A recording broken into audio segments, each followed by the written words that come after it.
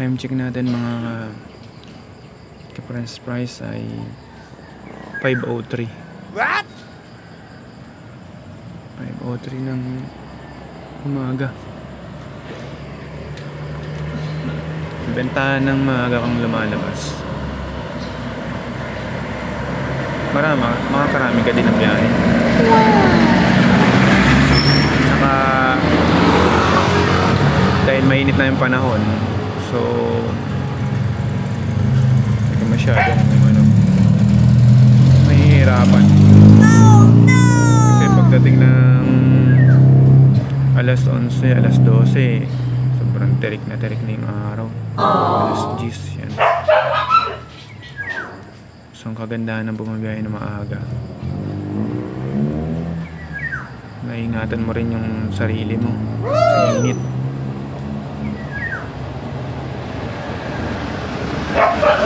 Kagaya ngayon, dating ng hapon, medyo biglang umuulan. Kagaya kahapon, umulan.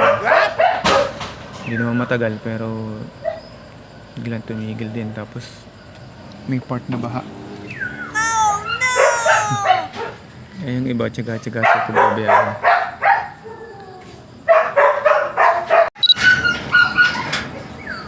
Shoutout pala kay Boss Arnel. Nakakadami na. Kanina ka pa?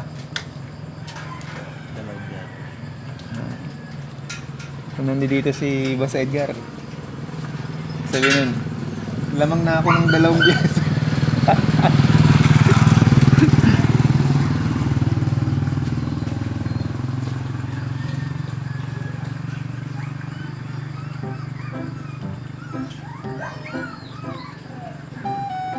Kaya dito sa pilahan namin pag sobrang haba ng pila.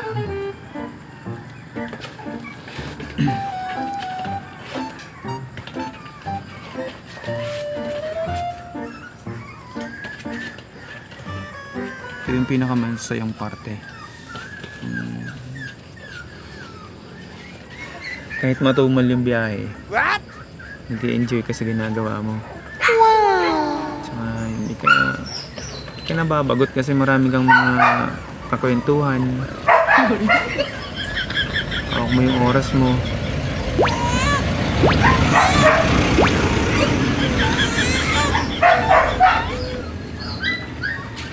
Simpleng bagay, masaya ka.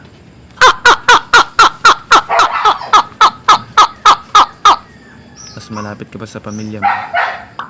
Nice! Kaya saludo sa lahat ng mga masisipag na 3 wheels driver. Kailangan na maging matyaga, maging masipag lang sa ginagawa. Hindi mo kailangan ikumpara yung sarili mo sa iba. Kasi may kanya-kanya tayong kakayahan. May kanya-kanya tayong abilidad sa buhay. Mas maganda yung kahit sa tingin ng iba mababa. Hindi naman nila yung pagkatao mo kasi hindi nila kakilala. Kasi yung iba, ang tingin nila sa mga tricycle driver mababa. Pero ang totoo, lahat ng mga tricycle driver may mga pinag-aralan yan. Hindi lang nila masyadong ibino-broadcast kasi gusto nila yung pagiging simple lang. Pagiging simple lang. May mga kasama na ako dito, yung iba ganda ng bahay pero nagta-tricycle yan. Yan, hindi mo pwedeng sabihin, ay tricycle driver lang yan. Diba?